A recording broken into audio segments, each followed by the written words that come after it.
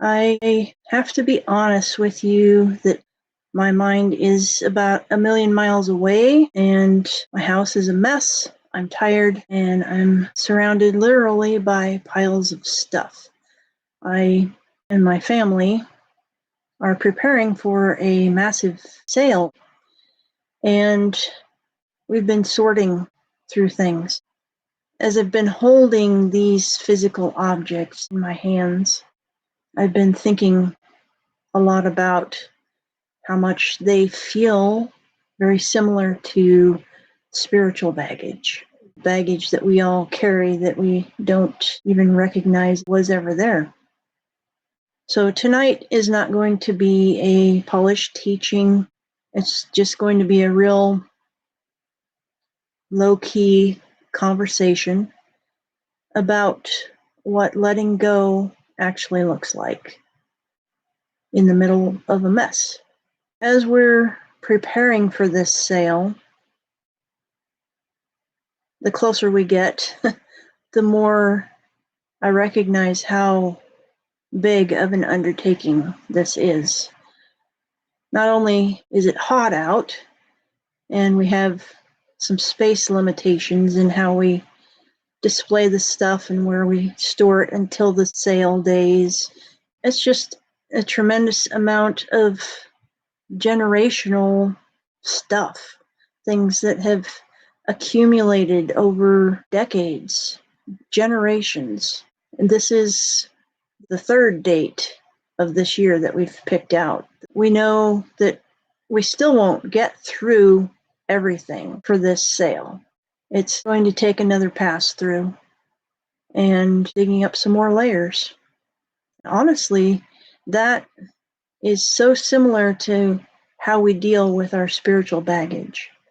We have to go layer by layer by layer to see what's there, to allow Jesus into those areas to help us clean out our house, the heart. We talk about our heart needing to be in order. In Ezekiel, it talks about our heart being circumcised. This is our spiritual heart. And this is a similar process. I personally believe oftentimes the amount of physical clutter we have might even mirror the amount of spiritual clutter that we're carrying. And it seems to also hold true that when somebody begins to declutter in one area, they then feel like decluttering in other areas. And it doesn't matter where you start, whether it's emotional layers in your soul, or working with your human spirit, or with your body, or with your physical space, or with a certain aspect of your faith or your relationships. Wherever you start that decluttering process, it frequently radiates out like a ripple effect and affects other parts of our existence. As we've gone through this process, I've picked up several items, unpacked several containers, and when I pick it up, I'm like, why is this even still here? This should have been gone several years ago. Just last night, I was unpacking a tote that belonged to my dad, and there was some stuff that had been in his office from 2 moves ago. Miscellaneous office supplies and some stacking trays and some maps and some ferry schedules from almost 20 years ago. And here I am unpacking this out of a tote to see if there's anything in the container that even can go on the sale, and looking through this to decide what do we do with the stuff that was in here, because it's got to go somewhere. And it wasn't mine, and yet here I am dealing with it. And so this makes me wonder, How many of the beliefs, the fears, the anxieties, or the lies that we're carrying aren't even ours? How many did we inherit? Have you ever stopped to ask, is this heavy thing even mine to carry? I have. And it's not just that these things don't belong to me specifically that I'm sorting through and dealing with now.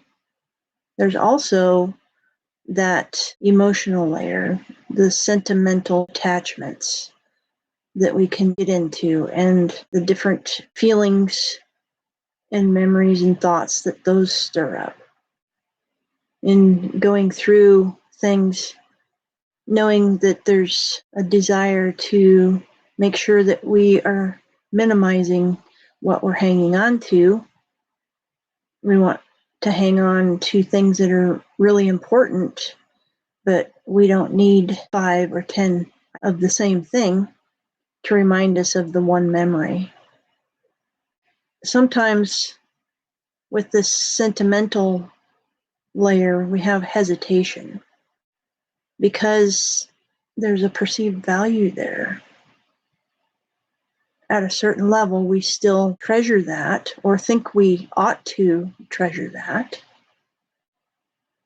And yet there it is, collecting dust for years, sitting in a box, not seeing the light of day, not even remembering we have it. This type of sentimental layer with our stuff is a lot like our spiritual heirlooms that we cling to.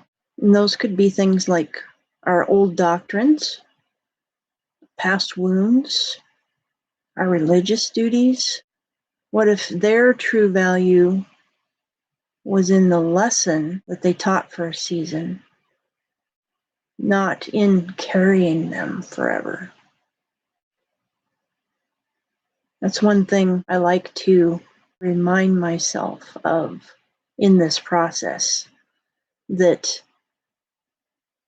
the memories are good. This served a purpose. This item brings a smile to my face when I look at it, but its purpose is done. That season is over, and I can choose to keep 1 or 2 items from that time, and then I can let go of the rest, and I can take a picture if I need another reminder.